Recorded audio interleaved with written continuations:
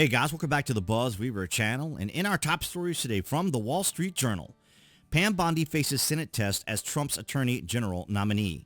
Former Florida Attorney General is on track for confirmation, but is expected to face questions from Democrats about her loyalty to the president-elect. Now, I want you guys to focus on that ideology and philosophy that the Democrats are trying to push here. You will follow the pattern quite easily as we read on. She defended Donald Trump in his first impeachment, helped him contest his 2020 election loss in Pennsylvania, and stood by his side during his hush money trial. On Wednesday, Pam Bondi will be there for Trump's once again. The 59-year-old former prosecutor will appear before a Senate panel as the president-elect's nominee for Attorney General, one of the most pivotal roles in his administration. Oh, yes, it is. Trump and his allies have complained for years that the Justice Department has unfairly targeted him for political reasons, and they see Bondi as someone willing to reshape it more fully into an arm of his agenda.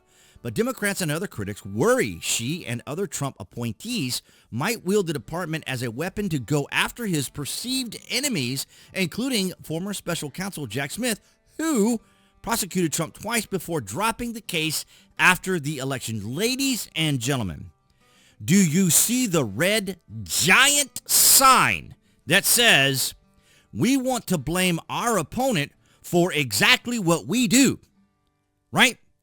They want everyone to believe that what they are concerned about with Pam Bondi or Pete Hegseth is that they're going to be loyal to him, which they should be.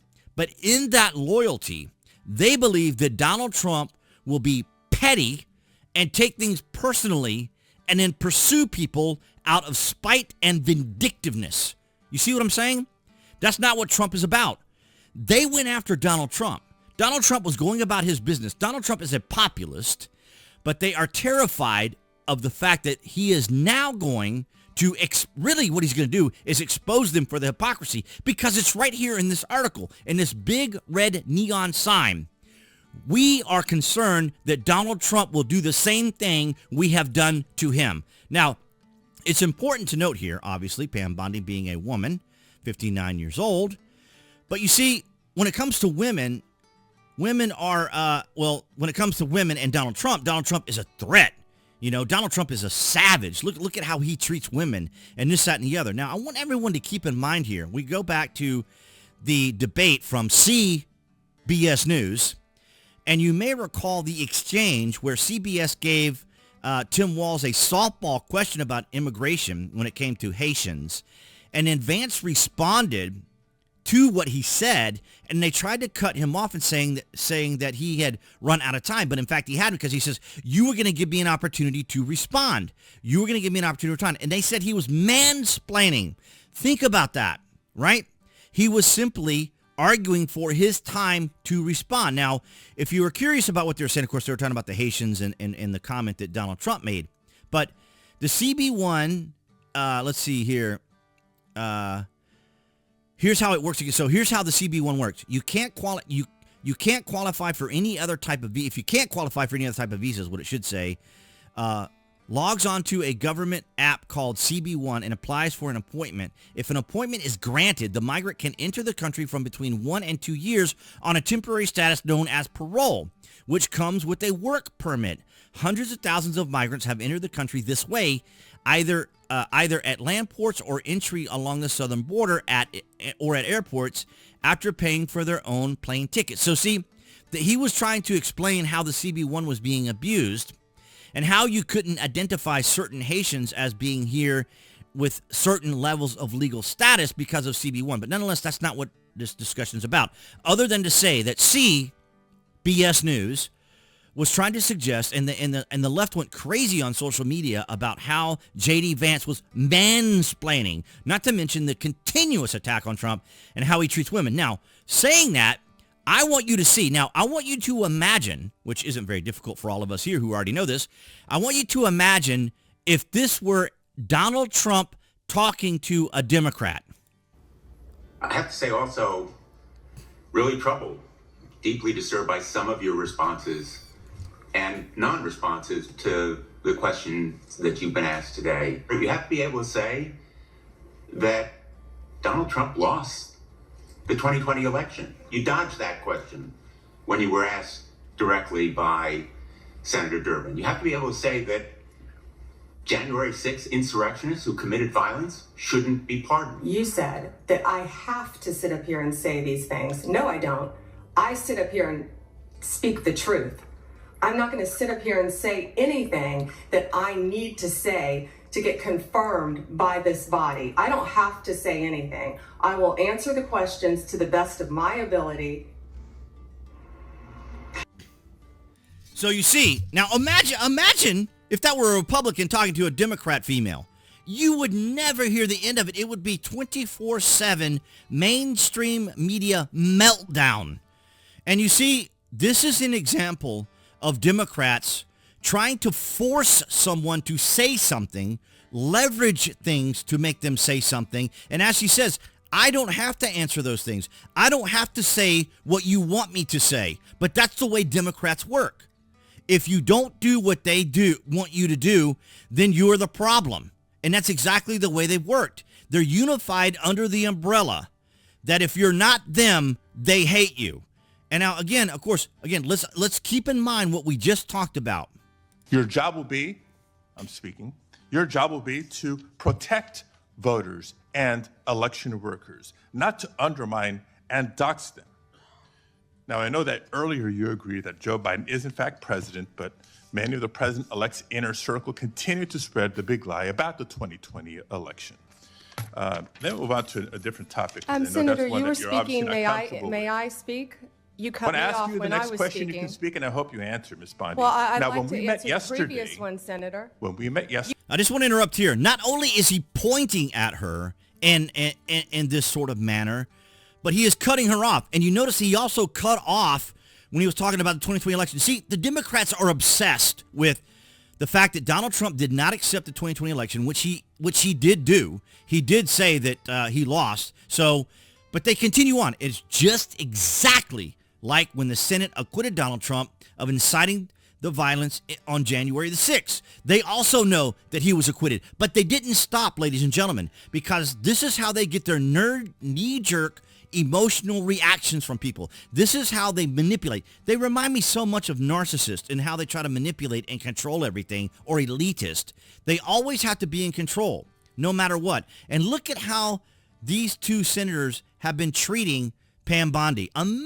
Just imagine if these were Republicans talking to a Democrat. You pointed your finger at me and you said did not you were seem speaking. To be familiar let me answer with my question. I'm not going to be bullied by you, Senator the 14th Padilla. Amendment of the United States of America, which was deeply disappointing. I guess you didn't want to hear my answer about today Pennsylvania. After I gave an opportunity to study overnight. So can you tell me and this committee what the Citizenship Clause of the 14th Amendment says? Senator, I'm here to answer your questions. I'm not here to do your homework and study for you. If I am confirmed as Attorney General... You're the one asking for a confirmation vote, you ma'am. cut me off. Can I please finish? What does the 14th Amendment say? Senator, the 14th Amendment, we all know, addresses birthright citizenship. I've been a state prosecutor. I've been a state AG. I look forward to, even given your remarks today, working with you and the people of California if I am confirmed as the 87th Attorney General of the United States of America. I didn't take your homework assignment. I'm sorry. I was preparing for today. Yeah, exactly. Now, imagine, like I said, if that were a Republican on a committee chair anywhere saying those kinds of things to a Democrat, pointing the finger, interrupting. It would just be, oh my gosh, it would be 24/7. It would, the whole internet would explode into this insane, I mean, it wouldn't even, here's this Adam Schiff here. Thank you, Mr. Chairman. Ms. Bondi, as you know, the Supreme Court in Trump versus United States held the president has absolute immunity to commit crimes in certain core areas of the president's responsibility. One of those core areas is the Justice Department. So in a breathtakingly dangerous and irresponsible decision, Justice Roberts and the majority held the president could commit crimes using the Department of Justice and be immune. You see, this is aggravating. It wasn't the president. It was the office of the presidency is given immunity. And if they act outside of their official duty, then the president is held responsible by the Senate, he's impeached. If it is demonstrated that he committed a crime outside of his official duties, then he is prosecuted by the DOJ. It's not Donald Trump has immunity. This is absolutely irresponsible of the Democrats. This is how they get their knee-jerk reactions. This is the absurdity that they push when it comes to the idea of misinformation and disinformation. Adam Schiff is absolutely reprehensible. From prosecution. Justice Sotomayor correctly said this new immunity lies about like a loaded weapon. So the fear and the concern we have is that the incoming president will use that loaded weapon, that immunity, to commit crimes through the Department of Justice. And for that reason, it is all... A president cannot commit crimes. You cannot commit crimes and say, well, I'm the president. It has to be done in an official duty. And the Democrats are misrepresenting, reinterpreting the language, and it's absolutely irresponsible and reprehensible. But this is what you get from the Democrats. And this is what aggravates me. This is what motivates me to make these videos. Because people need to understand what the Democrats say doesn't make it right. And this is an intentional misrepresentation by Adam Schiff, who should know better and probably does know better, but he's playing to the camera, he's playing to the base, he's trying to get that knee-jerk reaction. He is fully aware that the wording by the Supreme Court is that the president acting within his official duties has immunity. The president's office has immunity when he's working within his official duty, not Donald J. Trump. It's absolutely astounding. But I welcome your guys' thoughts and comments down below. Of course, yesterday we talked about Pete Hegseth when he was going through the same thing, and how he destroyed many of those Democrats, to include Pocahontas there, Elizabeth Warren, with his comment that even the Democrats laughed at. If you guys didn't catch that, it's definitely worth watching, when she was kept on about general this, general that, general and the other, and Pete said, well, I'm not a general. So it is kind of amusing and entertaining to think. But I do want to thank all you guys across New Tech, that's Big Shoot, Rumble, and Odyssey, for your guys' continued support as we move into the aggravating elements, at least, of 2025 until we get to January the 20th. But I want to thank all you guys across all social media, and of course everyone here watching on YouTube. As you see now, the YouTube channel icon appearing there on the screen, you guys can click on that to subscribe, as well as to select notifications. That way you know when it's content here on the channel.